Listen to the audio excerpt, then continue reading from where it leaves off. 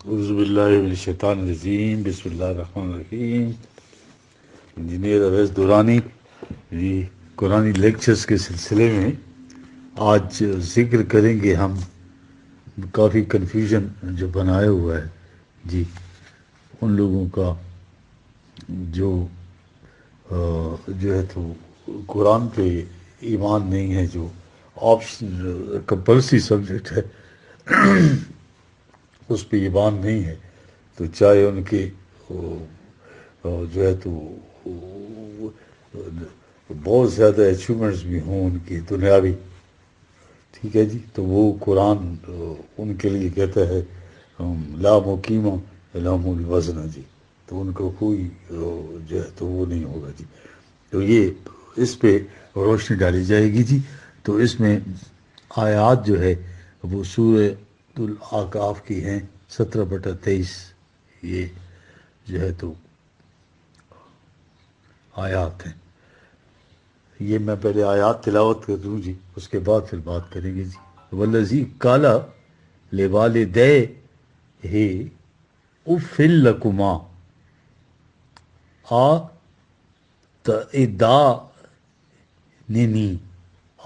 تعداننی یہ ٹھیک ہے ان اخرجوت خلت القرون من قبلی واہما یستغیثان لا ویلک آمن ان وعد اللہ حق فیقول ما ھذا الا اساطیر الاولین اولئک الذین حق علیہم القول فی قد خلت من قبلہم من الجن والانس انہم کانوا خاسرین ولکل درجات تم مما عملوا ولیوفیہم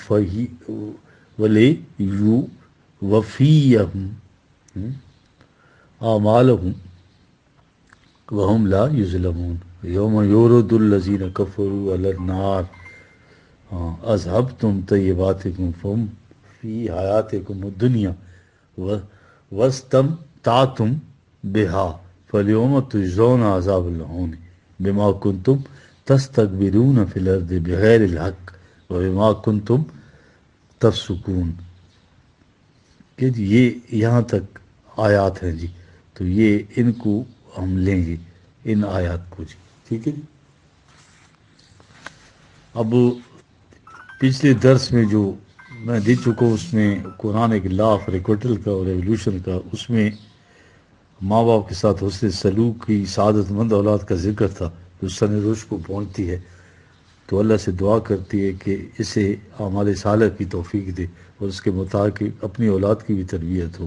کہا ایک تو اس قسم کی سعادت مند اولاد ہوتی ہے، اس کے برعکس ایک وہ اولاد بھی ہوتی ہے والذی قال لوالدیہ اف لکما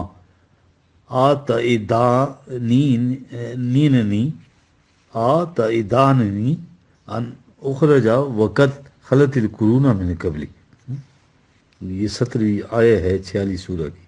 وہ اپنے پیرنٹس سے کہتی ہے کہ تف ہے تم لوگوں پر جو مجھے اس قسم کی جو ہے تو ڈراتے رہتے ہو، اس قسم کی وعیدیں سناتے رہتے ہو کہ روزانہ کہ عذاب ہوگا اور ثواب ہوگا، آخرت کی زندگی ہوگی، جہنم ہوگا۔ اب اس سے پہلے ذرا قبرستانوں میں جا کے تو دیکھو کتنے مردے ہیں، کون کون ان میں سے اٹھا ہے، کسی کو زندگی ملی ہے؟ ہاں ہم نے تو کسی کو میں نے تو کسی کو زندہ ہوتے ہوئے نہیں دیکھا۔ وہما یستغیثان لا ویلک آمن، اور ایک طرف تو اللہ سے فریاد کرتے تھے ماں باپ سے، یا اللہ اس کو نیک توفیق دے کہ تیرے صحیح راستے پر چلے، اور دوسری طرف اس سے کہتے ویلک آمن، ہاں تیرا بیڑا غرق ہو، یہ حقیقت ہے جس کی طرف ہم تمہیں دعوت دے رہے ہیں، اس پر ایمان لاؤ، اسے تسلیم کرو۔ ان وعد اللہ حق، اللہ کا جو وعدہ ہے وہ سچا ہے، صداقت پر مبنی ہے۔ فیقول ما ھذا الا اساطیر الاولین، تو وہ جو جواب میں کہتا تھا کہ یہ جو کچھ تم کہہ رہے ہو یہ مرنے کے بعد کی زندگی اور خدا اور جہنم، یہ سارے اساطیر الاولین ہیں۔ یہ ہے، یہ شروع سے یہ چیزیں چلی آ رہی ہیں، جو ان چیزوں کے آج بھی منکر ہیں، یہ ٹھیک ہے، مذہب کے منکر، خدا کے منکر، یہ کمیونسٹ جو ہیں، اس لٹریچر میں دیکھیں باہر ہی یہی باتیں کہتے ہیں کہ کہ جن چیزوں کو تم حیات آخرت کہتے ہو، مرنے کے بعد کی زندگی کہتے ہو، جہنم کہتے ہو، عذاب ثواب، دراصل ان کی حقیقت اس سے زیادہ کچھ نہیں کہ کچھ سمجھدار لوگ تھے، انہوں نے لوگوں کو غلط کاموں سے منع کرنے کے لیے اس قسم کی افسانے وضع کی. یہ ڈراوے کی خاطر ہے. جیسے بچوں کو ہم کہتے ہیں وہ دیکھو نیکی آئی اور بھاگ آیا، کہنے لگے کہ یہ چیزیں. اب ان کے ہاں یہ کہا جاتا ہے کہ لوگوں نے محض ڈراوے کی خاطر اس قسم کے افسانے وضع کر رکھے، ورنہ اللہ کا بھی کوئی وجود نہیں، نہ حیات آخرت کوئی چیز ہے. یہ سب اس ڈراوے کے لیے لوگوں نے وضع کی ہیں. دیکھ رہے ہیں؟ ہاں، یہ آج کی دلیل نہیں، شروع سے چلی آ رہی ہے. اور جو بھی اس کے منکر تھے وہ کہتے تھے یہ اگلے لوگوں کی وضع کردہ کہانیاں اور افسانے. دیکھ رہے ہیں؟ ہاں، اس کے مقابلے میں اللہ تعالیٰ نے کہا اِنَّ وعد اللہ حق، یہ مصلحتاً دروغ نہیں ہے، یہ تو حقیقت ثابت ہے.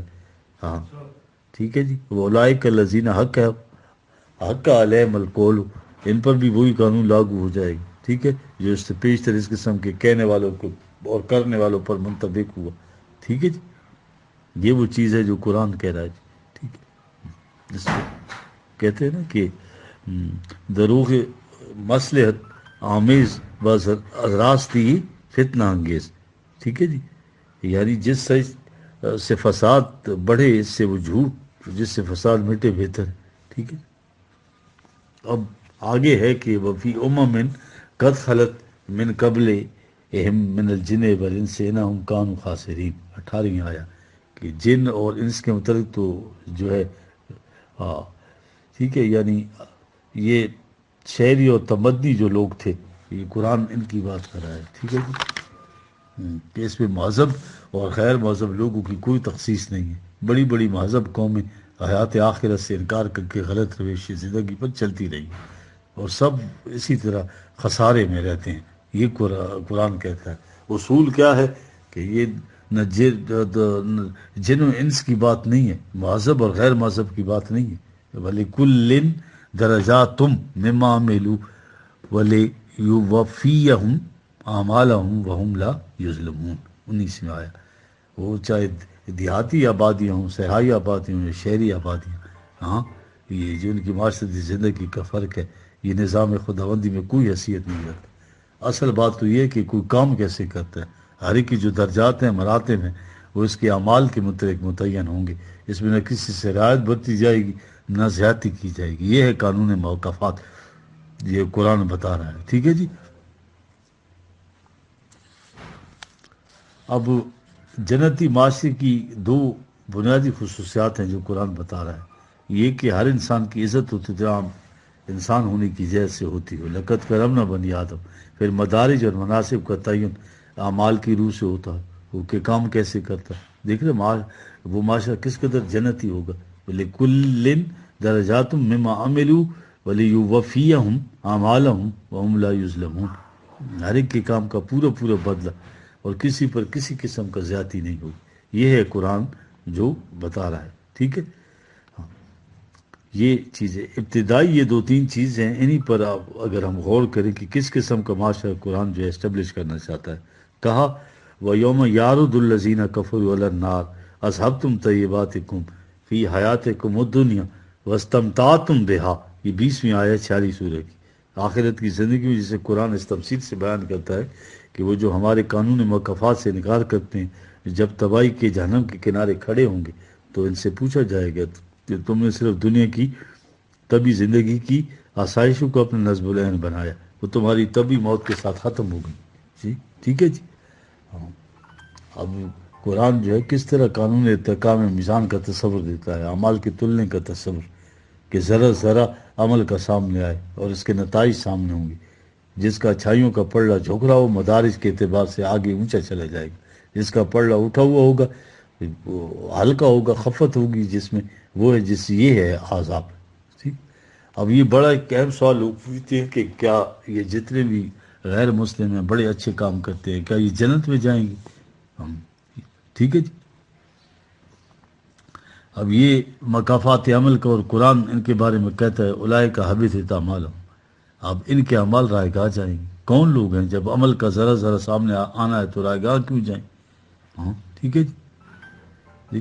جس سے اصل میں جنت کے حصول کے لیے انسانی ذات پر اور آخرت پر لاف ریکوٹل پر جو ہے ایمان ایک بنیادی شرط ہے.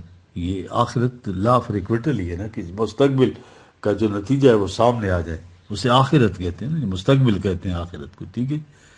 اب ایمان کیا ہے؟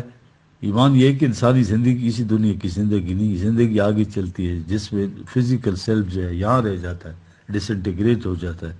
وہ انسانی ذات یا نفس اس کی یا سیلف جو ہے یہ آگے جائے گا کیونکہ انڈیویزیبل ہے. ٹھیک ہے. اور یہ اپنے ساتھ اعمال لے کے جاتا ہے. قرآن کا تصور جسے ہم ایمان کہتے ہیں وہ اس حقیقت پر ایمان نہیں رکھتا، یقین نہیں رکھتا. جو بھی کہتا ہے کہ زندگی بس یہاں کی ہے، مرنے کے ساتھ سب کچھ ختم ہو جاتا ہے. تو جتنے اچھے کام اس نے کیے ہوں، ٹھیک ہے جی، تو جو بھی اس چیز، تو اس کے لیے ان کاموں کے نتیجے میں میری ذات کی نشوونما ہوگی، پختہ ہوگی، وہ اس قابل ہوگی کہ زندگی کی اگلی ارتقائی مرنے کے بعد پہنچے گی. جو اس پہ ایمان رکھے تو جواز صحیح ہے. ٹھیک ہے جی، سے میری ذات کو فائدہ ہوگا، یعنی اس کو واہ یا فٹ پتہ ہوتا ہے. ٹھیک ہے.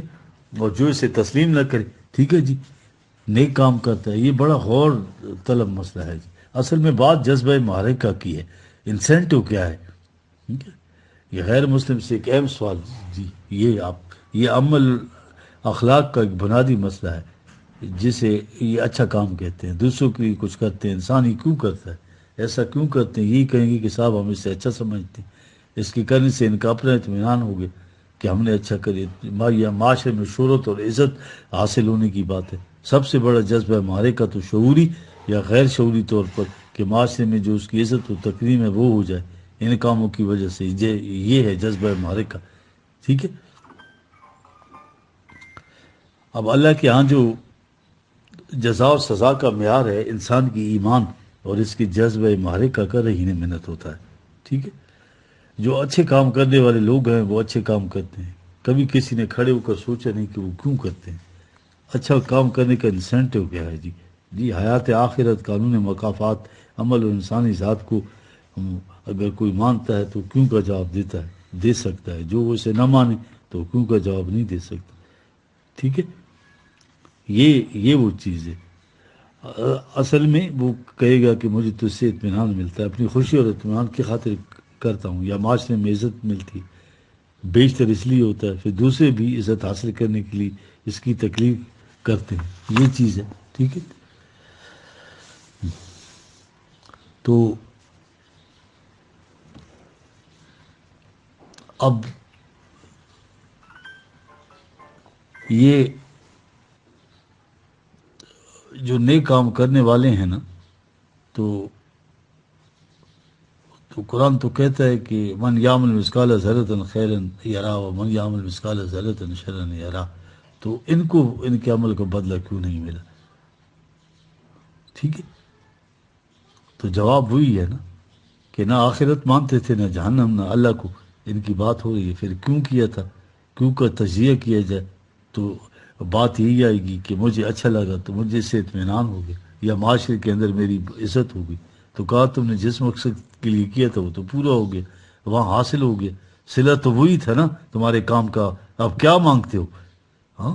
اذھبتم طیباتکم فی حیاتکم الدنیا واستمتعتم بہا. 20 میں آیا. اچھے کام کیے، اچھے کام کا جذبہ معرکہ تھا. جو صلہ چاہتے تھے وہ صلہ تمہیں مل گیا. مرنے کے بعد بھی تمہارے عقیدے کے مطابق تو بس ختم ہوگی، تمہارے وہ اعمال بھی ختم ہو گئے. اب یہاں ہم سے کیا مانگتے ہو، کیا لائے ہو اپنے ساتھ؟ ٹھیک ہے. اب قرآن نے عمر اور زندگی میں بڑا فرق کیا ہے جی. اذھبتم زندگی کی محض اسی دنیا کی زندگی کو سمجھنا، یہ ہے جو تم سمجھ چکے. دوسری زندگی وہ ہے آخرت کو بھی ساتھ سمجھنا ہے. یہ زندگی ہے، اس کا تعلق اعمال سے ہے.